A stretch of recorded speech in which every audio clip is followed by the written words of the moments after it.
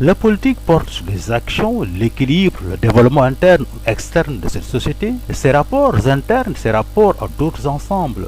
Elle est donc principalement ce qui a trait au collectif en une somme d'individualités ou de multiples. Les politiques apportent orientation, cohérence, obligation de rendre compte, efficacité et clarté sur le fonctionnement d'une organisation, du grec politique, issu de police, cité, qui concerne les citoyens d'un État.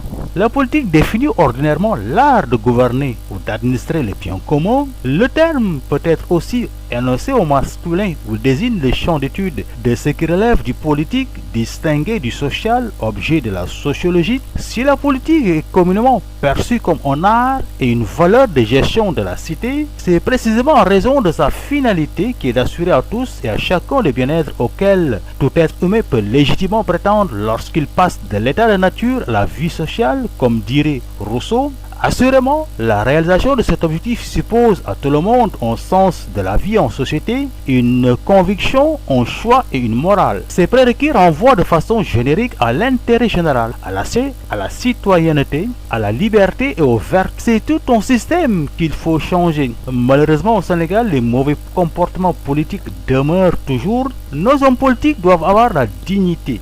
La dignité, elle est le respect, la considération ou les égards que mérite quelqu'un ou quelque chose.